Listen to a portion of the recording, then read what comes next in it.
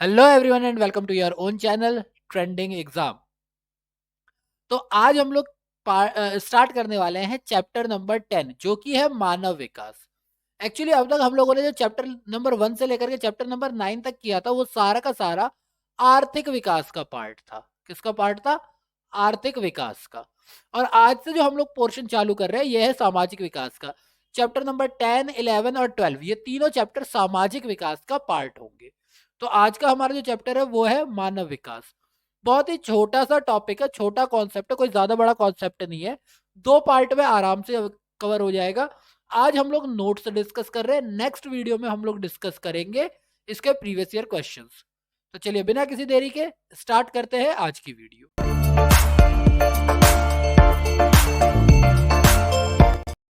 भारत के बारे में अगर हम बात करते हैं तो मानव विकास एक व्यापक अवधारणा है जिसके तहत एक लंबे स्वस्थ एवं रचनात्मक जीवन की संकल्पना निहित है।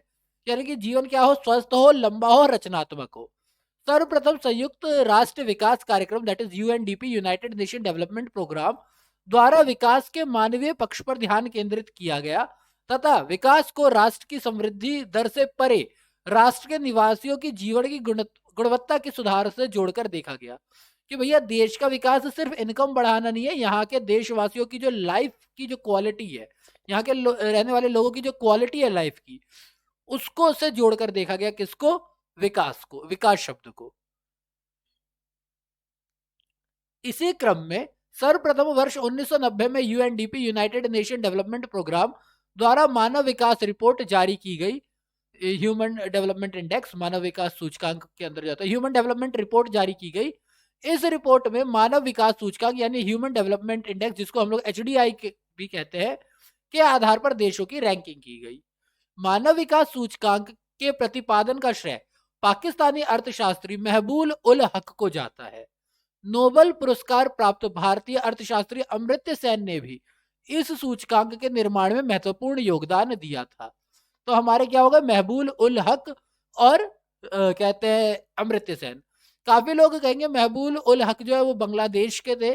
तो ये था कि जब इनको श्रेय दिया गया था ना, आई थिंक एक टाइम पे इनकी जो नेशनैलिटी थी वो पाकिस्तानी थी, इस वजह से यहाँ पर नोबेल पुरस्कार विजेता पाकिस्तानी बोला गया है।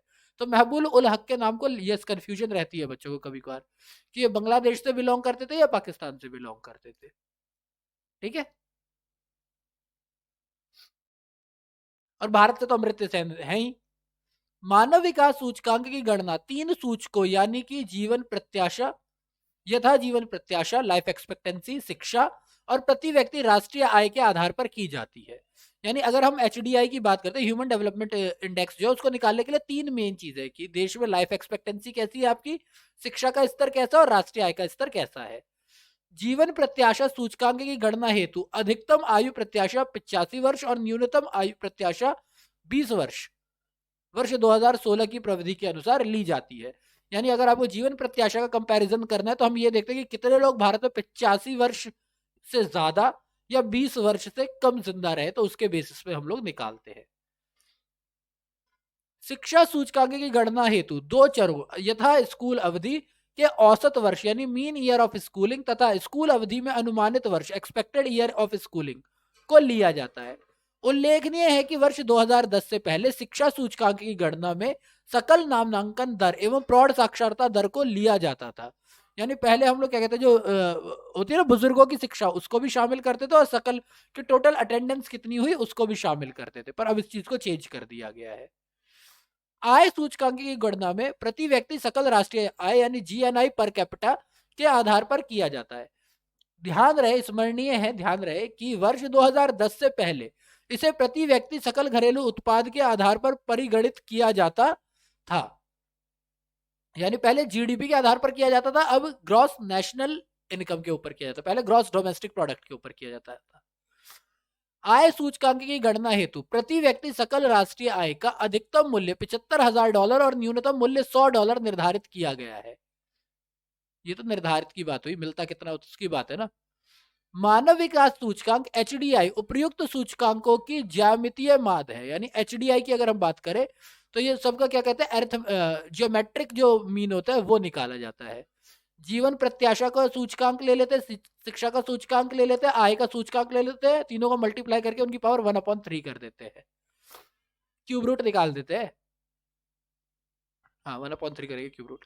मानव विकास सूचकांक का मूल्य 0 से 1 के मध्य में होता है, यानी कि एचडीआई जो हमेशा 0 से 1 के बीच होगा, यानी कुछ पॉइंट्स में निकलेगा ये। इसमें 0 निम्नतम विकास को और जबकि 1 उच्चतम विकास को प्रदर्शित करता है, यानी अगर किसी देश का एचडीआई 1 है तो यानी वो बहुत अच्छा है, 0 है तो नहीं है अच्छा। ठीक है। नवीनतम मानव विकास रिपोर्ट 2020 में मानव विकास सूचकांक 2019 प्रकाशित हुई, 2020 में 2019 प्रकाशित हुई। इस रिपोर्ट में 189 देशों में नॉर्वे, स्विट्जरलैंड और आयरलैंड क्रमशः सिर्फ मानव विकास वाले देश रहे हैं।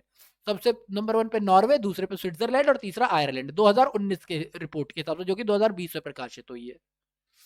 जबकि नाइजर सबसे न्यूनतम 189 पर रहने वाला मानव विकास वाला देश रहा। एचडीआई 2019 में भारत 0.645 के स्थान पर 131वें स्थान पर था। तो खुद ही सोच सकते हो कि हमारी स्थिति अभी कितनी पिछड़ी हुई है, आधे से भी ज्यादा पीछे हम तो।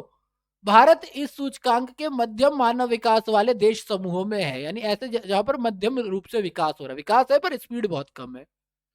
मानव विकास की दृष्टि से ब्रिक्स देशों में निम्नतम स्थिति में है, यानी जो ब्रिक्स के हमारे देश है, ब्राजील, रसिया वगैरह, उनके अंदर हमारा देश सबसे नीचे के स्तर पे है।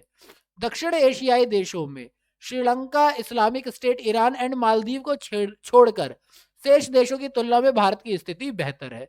यानी श्रीलंका से हमारी स्थिति इतनी ज्यादा अच्छी नहीं है, इस्लामिक स्टेट ऑफ ईरान से ज्यादा अच्छी नहीं है, मालदीव भी हमसे ज्यादा अच्छा है। भारत की स्थिति इन तीनों देशों को छोड़ करके बाकी में है। आशियान कहते हैं ना दक्षिण एशियाई देशों में, साउथ ईस्ट आशियान। वर्ष 2020 की रिपोर्ट के अनुसार वर्ष 2019 में भारत में जीवन प्रत्याशा 69.7 वर्ष, स्कूल अवधि की औसत 6.7 वर्ष और स्कूल अवधि की अनुमानित 12.2 वर्ष तथा प्रति व्यक्ति राष्ट्रीय आय $6,681 है। रखा गया है टारगेट $70,000 का, हमारे यहाँ का कितना है 6,681। ध्यातव्य है, यानी ध्यान रखने योग्य है कि वर्ष 2010 में मानव विकास रिपोर्ट में मानव विकास सूचकांक के साथ साथ असमानता समायोजित विकास सूचकांक यानी IHDI, बहुयामी निर्धनता सूचकांक यानी कि MPI तथा लैंगिक असमानता सूचकांक का भी प्रकाशन किया जा रहा है।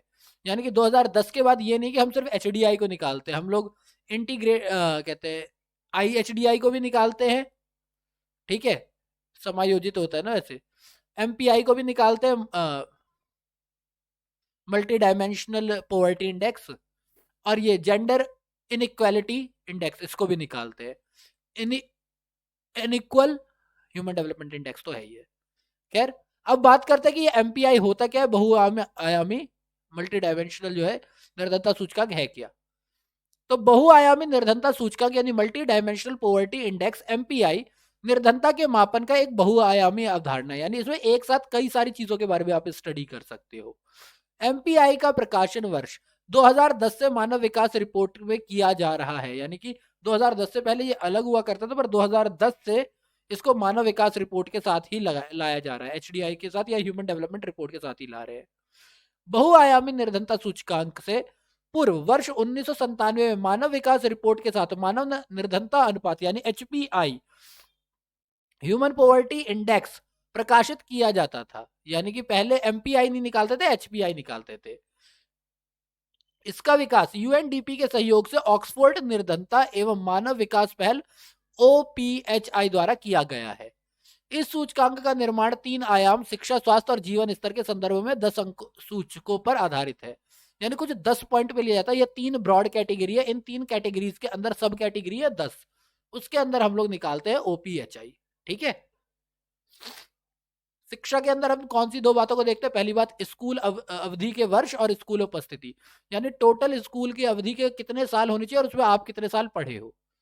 स्वास्थ्य की बात करते हैं तो बाल मृत्यु दर और पोषण। जीवन स्तर की बात करें तो विद्युत कितने लोगों को मिल रही है, स्वच्छता कितने लोगों के पास है, शौचालय वगैरह को मिला करके, और पेयजल कितने लोगों के पास है। ठीक है।